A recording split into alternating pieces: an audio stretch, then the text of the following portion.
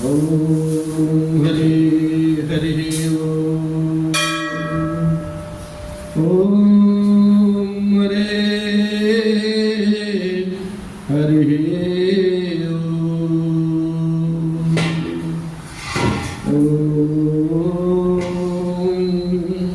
हरि हरि ओम। परिपूर्णतम परमात्मा अकारण करुणालय गुरुणालय भगवान राघवेंद्र सरकार, आशुतोष बाबा शिव, हनुमान जी महाराज, इन सभी के पावन चरण में साष्टांग नमन बंदन। पूज्यपाद गोस्वामी जी महाराज एवं सदगुरुदेव भगवान जी के पावन पुण्य चरण में बार बार नमन बंदन करते हुए आज का ये पावन मेला भगवान राघव के जो परम चरित्र है, अनघ है, सुंदर है, असीम है, उस पावन गाथा की आज यह दास भगवान के चरित्र का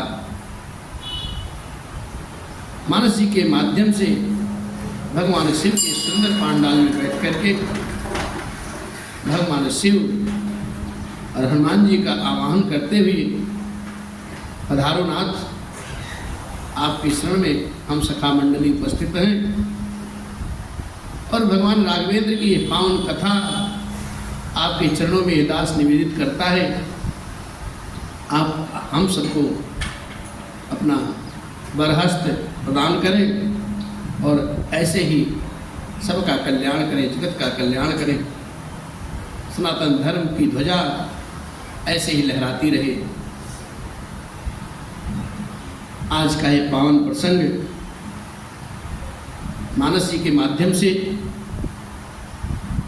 विश्वामित्र महाराज जी और राघव सरकार भैया लक्ष्मण के बीच का है। भगवान विश्वामित्र जी से कहते हैं, हे भगवान, हे गुरुदेव, ये लक्ष्मण है ना, ये छोटा बालक है और इसके मन में ऐसी जिज्ञासा उत्पन्न हो रही है कि संकोचवश आपसे कुछ कह नहीं पा रहा है। इसकी लालसा है कि आप यहाँ पे जब तक सबसे मिलजुल रहे हो तब तक नगर भ्रमण करके आ जाए। अगर आपका आदेश हो प्रभु तो मैं इसको दिखा लाऊं। भगवान ये नहीं कहते हैं कि देख आओ, आपकी कृपा हो तो नगर भ्रमण करा के मैं शीघ्र ही वापस आ जाऊंगा। विश्वामित्र महाराज जी बड़े प्रेम भाव से कहते हैं कि देखना क्या है तात, अपने सुंदर बदन को सबको दिखा के चले आओ, सबको दर्शन करा के चले आओ। और बाबा उसी भाव में लिखते भी हैं, जाए देखे आवहु नगर, सुख निधान दो भाई, करहु सुफल सबके नयन, सुंदर बदन दिखाई। विश्वामित्र महाराज कहते हैं, आप दोनों सुख के निधान हो, दोनों भैया जा करके नगर देखे आओ।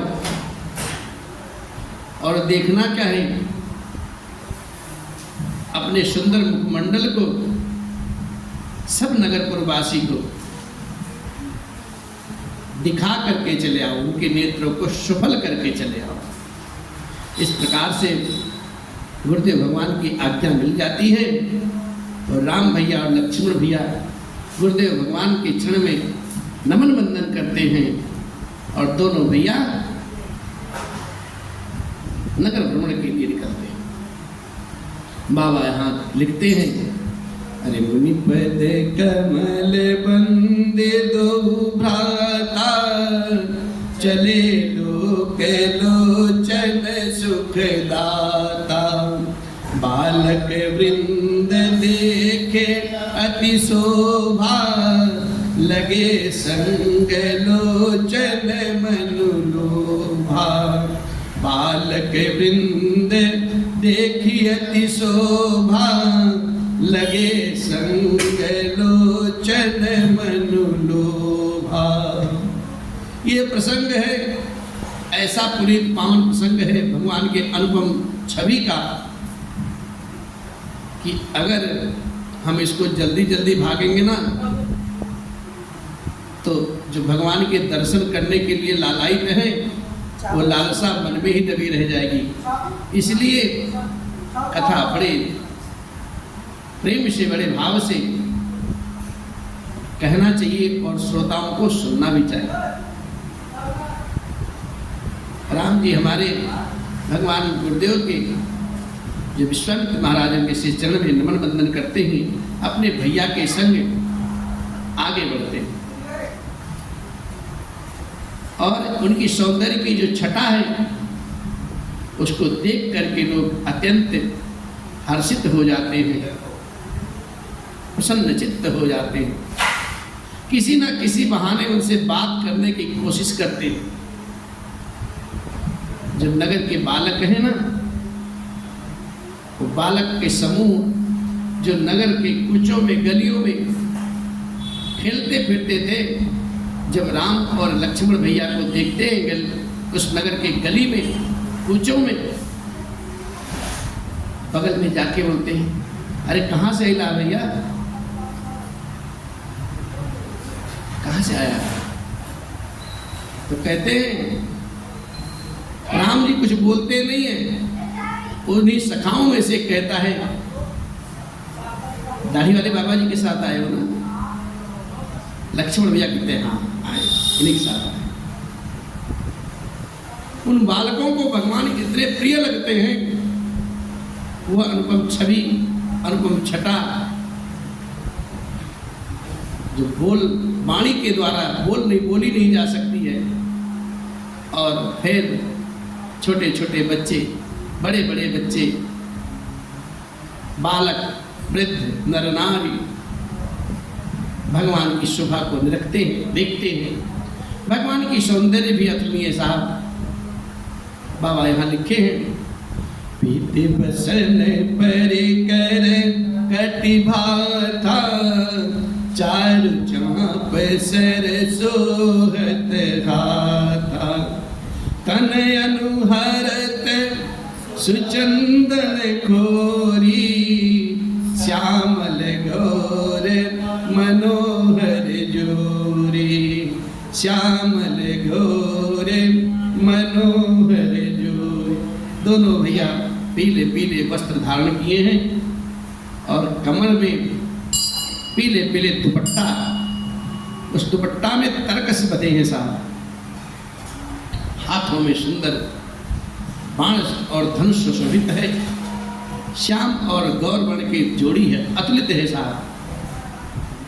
शरीरों के अनुकूल अर्थात जिस पर जिस रंग का चंदन अधिक भवे, उसी पर उसी रंग के चंदन सुंदर खौर लगी है साहब। सांवले और गोरे दोनों भैया की मनोहारी जोड़ी लगती है। मनोरम दिव्य दृश्य है साहब। जो देखते हैं वो देखते ही रह जाते हैं।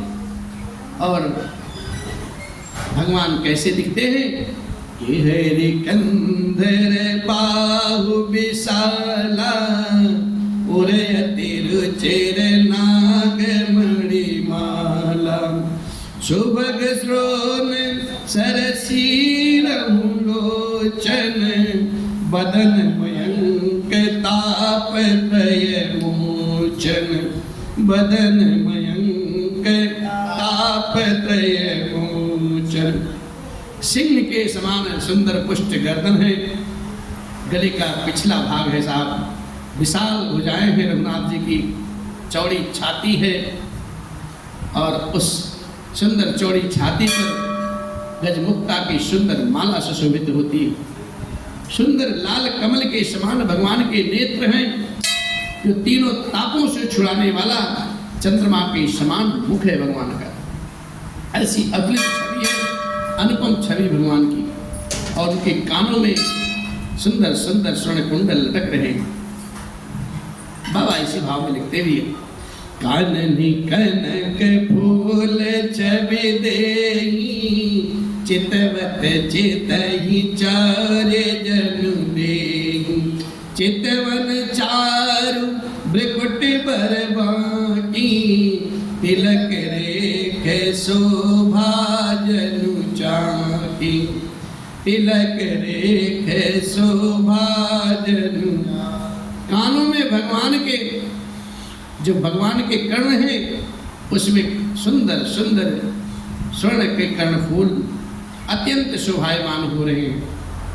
और देखते ही देखते देखने वाले के चित्त को मानो चुरा ही लेते हैं मेरे राघव। उनकी चितवन, उनकी दृष्टि बड़ी मनोहारी है साहब, और भौहें तिरछी एवं सुंदर है रघुनाथ जी की।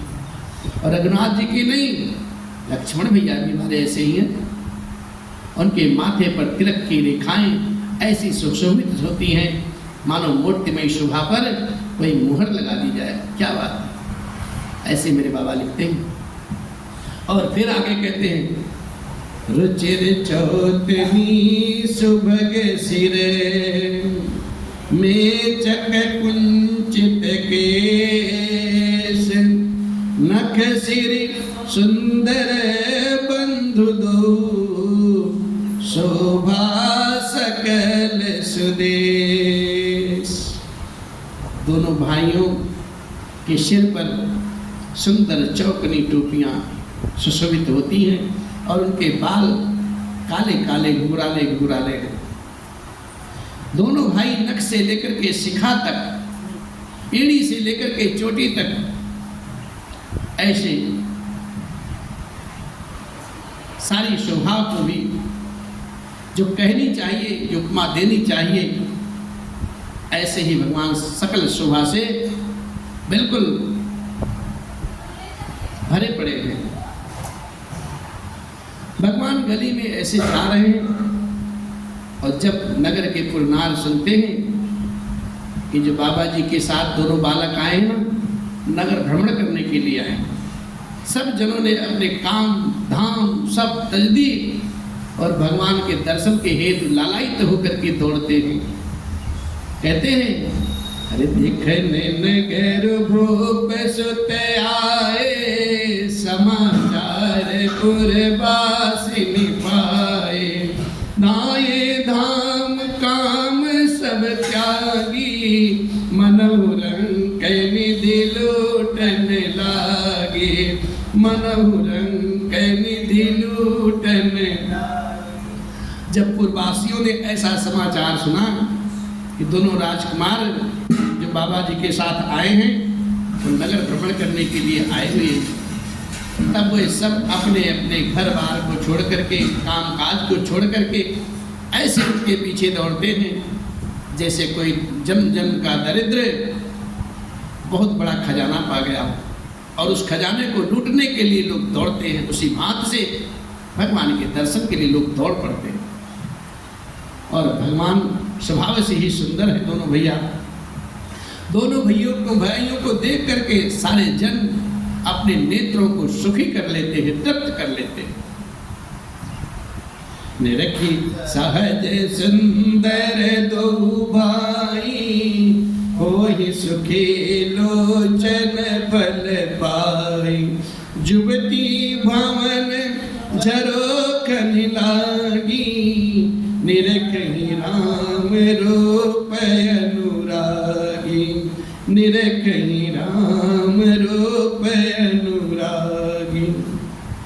और जो युवती थी, जो सखियां थी, जो स्त्रियां थी, वो अपने घर के झरोखों से ही किवाड़ी को खोल खोल करके अट्टालिकाओं पे आ करके और प्रेम सहित रघुनाथ जी के रूप को देख रही हैं, और आपस में वार्ता करती हैं, बातचीत करती हैं। कहती हैं, सखी कहीं पर से पर बचन सप्रीति सखी कोट काम छवि जीती सुर नर असुर नाग मुनि माही शोभा असे कहूँ सुनियति नाही शोभा असे कहूँ सुनियति नाही। सारी सखियां आपस में प्रेम भाव से बात करती हैं। ये सखी इतने लुभेले हैं, इन्होंने करोड़ों करोड़ों कामदेव की छवि को भी जीत रखा है। मेरे राम और लक्ष्मण भैया ऐसे दिखते थे। एक कहती है सखी, देवता मनुष्य असुर नाग और मुनियों में भी ऐसी कोई शोभा नहीं जो कहीं सुनने में भी आती हो। एक सखी कहती है, ए सखी, विष्णु चारे भुज विद मुख चारी विकट बेस मुख पंच पुरारी अपर देव अस को नाही ये छवि सखी पट तरियई जाही ये सखी छवि पट तरियई जाही। एक सखी कहती है, सखी भगवान हरि भी सुंदर हैं, भगवान विष्णु भी सुंदर है, लेकिन उनके 4 भुजाएं हैं और ब्रह्मा जी के भी 4 मुख हैं।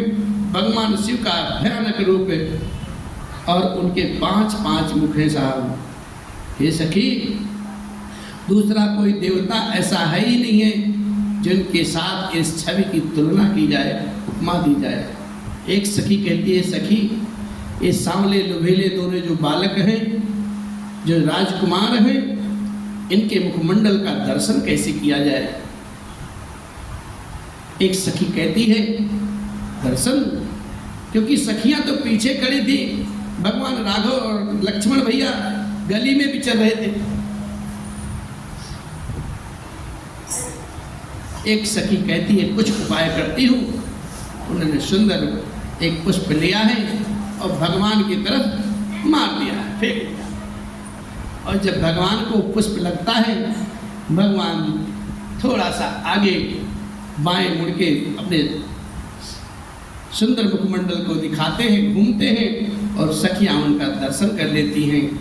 और पूज्यपाद गुरुदेव भगवान अपने भाव में लिखते हैं, मिथिला की गलियों में राघव सरकार भैया लक्ष्मण के साथ नगर भ्रमण कर रहे हैं और सखी आपस में ऐसी प्रार्थना करती हैं, ऐसी कामना करती हैं, ऐसे सुंदर छवि वाले राजकुमार का थोड़ा दर्शन तो हो जाए। इसी भाव से बाबा गुरुदेव भगवान ऐसी वाणी में कहते हैं। उन्हीं की रचित गीत है, एक कविता है। आइए हम सभी गाएंगे आपस में। हरि के हेरी रघुनाथ जी हमारी ओरिया कनी हेरी रघुनाथ जी हमारी वरिया कनी हेरी रघुनाथ जी सुंदर श्यामल गौर मनोहर सुंदर श्यामल गौर मनोहर आँखियाँ में बसली मधुर जोरिया जी आँखियाँ में बसली मधुर जोरिया कनी हेरे रघुनाथ जी हमारी ओरिया कनी हेरे रघुनाथ जी। सखियां निर्मल मंगल गीत गाती हैं और कहती हैं, मिथिला में आई के तू जादू चलई ले मिथिला में आई के तू जादू चलई ले मोही लिहला मिथिला मिथिला के सब गोरियां जी मोहिली हल मिथिला के सब गोरियां राघव हेरे रघुनाथ जी हमारी गोरियां कली हेरे रघुनाथ जी हमारी गोरियां। भगवान के सुंदर रूप को देख करके सखियां मधुर मधुर मुस्कुरा करके कहती हैं, अरे नयन चलाई के मधुर मुस्काई के, नयन चलाई के मधुर मुस्काई के, कैल जनक जुके चित चोरियां जी, कैल जनक जुके चित चोरियां कनी हेरे रघुनाथ जी हमारी गोरियां कनी हेरे रघुनाथ जी। राम भद्राचार्य ही अब हंसी के रहू, राम भद्राचार्य ही अब हंसी है रहू, जलज बिलोचन के कोरियां जी, जलज बिलोचन की कोरियां कनी हेरे रघुनाथ जी हमारी गोरियां कनी हेरे रघुनाथ जी। बोले राघव सरकार की जय, सदगुरुदेव भगवान की जय। भगवान के अनुपम छटा जो सौंदर्य की छटा है, सखियां दर्शन पाने के लिए ऐसा मंगल गीत गाती हैं और भगवान जैसे मुड़ते हैं सभी सखी निहाल हो जाती और कहती हैं, अरे बे किशोर सुख मां सदन, श्याम गौर सुख धाम, अंग अंग पर वार यही कोट कोट सत काम, अंग अंग पर वार यही कोट कोट सत काम। सखियां आपस में बात करती हैं, कहती सखी इनकी तो किशोर अवस्था है और ये सुंदरता के घर में धाम में सांवले और गोरे रंग के तथा सुख के निधान हैं। इनके अंग अंग पर करोड़ों करोड़ों कामदेव को भी निछावर कर देना चाहिए। ऐसा अतुलित रूप है, ऐसा सुहावना सुहावना और लुभावना रूप है दोनों भाइयों का। और बाबा कहते हैं, एक सखी कहती है, क्या सखी सुनो तो सही। उसी कहती बोलो, अरे कहूँ सखी ऐसे को तनुधारी, जो न मोह यह रूप निहारी, कोस प्रेम बोली मृदुबानी, जो मैं सुना सो सुनऊं सयानी, जो मैं सुना सो सुनऊं सया। हे सखी भला कहो तो ऐसा कौन शरीरधारी होगा जो इस रूप को देख करके मोहित ना हो जाए। अर्थात ये रूप जो है जड़ और चेतन सबको मोहित करने वाला है साहब। तब दूसरी सखी कहती है, प्रेममयी वाणी बोलती है और विनीत वाणी बोलती है, कहती है सयानी मैंने जो सुना है वो तो सुन ले। बोली क्या सुना। सखियां जब चार इकट्ठी होती ना आपस में कुछ ना कुछ बात तो करेंगे। और यहाँ तो राजकुमार की बात हो रही है, सबके हृदय में जिज्ञासा है, उत्कंठा है भगवान के दर्शन की। सब सखियां लालायित हो रही हैं और कहती है एक सखी, ये जो सुंदर सुंदर राजकुमार है ना, ये कौन है पता है। बोले कौन है। अरे दो दशरथ के ढोटा, बाल मरालनी के कल जोटा। अरे मुख कमुन कवसिक मख के रखवारे, जिन रन अजर निशाचर मारे। बोलती है सखी, ये सखी ये जो सुंदर सुंदर दोनों राजकुमार हैं, महाराज दशरथ जी के पुत्र हैं, और ये बाल राजहंसों का जो सुंदर जोड़ा है ना, ये साधारण जोड़ा नहीं है। ये मुनि विश्वामित्र जी की यज्ञ की रक्षा के लिए आए थे, और उनकी रक्षा को करने, उस यज्ञ की रक्षा करने वाले हैं।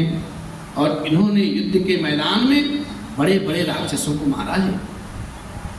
एक सखी कहती अच्छा, और फिर सखी फिर परिचय कराती है कि श्याम गात कल कंज बिलोचन, जो मारे सुभुज मधुमोचन।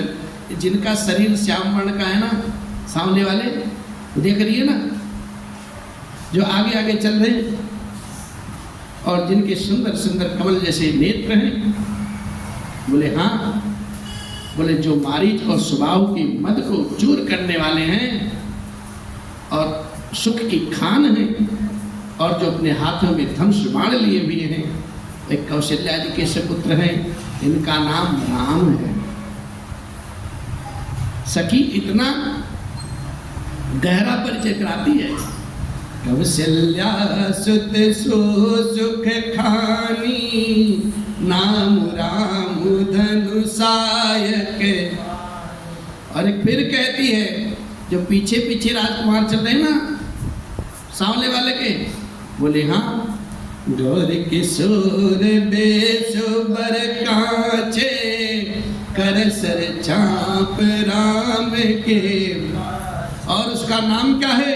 लक्ष्मण नाम राम लघु भ्राता, सुन सखता सुमित्रा। लक्ष्मण नाम राम लघु भ्राता, सुन सखता सुमित्रा। और जिनका रंग गोरा गोरा है और किशोरावस्था वाले हैं, जो सुंदर वेश बनाए हुए हैं, और वो भी अपने हाथों में धनुष बाण से सुशोभित हैं, जो भैया राम जी के पीछे पीछे चल रहे हैं, और उनके छोटे भैया हैं वो। और उनका नाम जानती क्या है? बोले क्या? बोले उनका नाम लक्ष्मण है। और इनकी मैया का नाम क्या है? सुनो। बोले उनकी मैया का क्या नाम है? बोले उनकी मैया का नाम है माता सुमित्रा। और ये बड़े निराले हैं सखी। बोले कैसे? बोले इनको साधारण मत जान लेना, छोटा मत समझना, ये बड़े निराले हैं, बड़े मायावी हैं। बोले कैसे? बोले माया नहीं करते, अरे इनके अंग में जो रजकण लगे होते ना, वो भी माया कर देते हैं। बोले कैसे भाई? बोले विप्र काज कर बंधु दो, मग मुनि बधो धारी, आए देखने चाप मख, सुनि हरसी सब नारी। कहते सखी, दोनों भाई ब्राह्मण विश्वामित्र का कार्य करने के लिए रास्ते में आ रहे थे। बोले तो? बोले रास्ते में आए तो सुना है कि रास्ते में एक आश्रम मिला गौतम ऋषि जी का। उनकी पत्नी अहिल्या जो शिलाखंड बन गई थी। बोले हाँ हाँ सुना है। तो शिलाखंड के जब पास पहुंचे ना ये दोनों भैया, तो जो आगे वाले जा रहे ना, आगे वालों ने क्या किया, इनके रज मात्र से ही, जो चरण में रज लगा था, उस रज का स्पर्श करते ही गौतम मुनि की पत्नी जो अहिल्या थी तर गई। जय। और तर गई? बोले हाँ। और इतना ही नहीं, गुरु विश्वामित्र जी महाराज इनको खाली यज्ञ, जो धनुष यज्ञ हो रहा है, उसको देखने के लिए लाया है। यहाँ पे देखने के लिए आए हैं दोनों। अब जब सखियां आपस में ऐसी बात सुनती हैं कि धनुष यज्ञ में ये भी रहेंगे, तो सबके मन में ऐसी लालसा जगती है। कहती हैं, देखे राम छबे को एक कहई, जोग जाने की यह बरुआर। बोली, हे सखी, अगर ये दोनों सांवले और गोरे वर्ण वाले राजकुमार उस धनुष यज्ञ में, उस सभा में अगर रहेंगे, तो मेरा हृदय कहता है, जो सांवला वाला है ना, लुभीला, बोले हाँ, बोले यही सिया जी का जानकी जी है ना, उन्हीं का वर के रूप में दिव्राच्छा है। अगर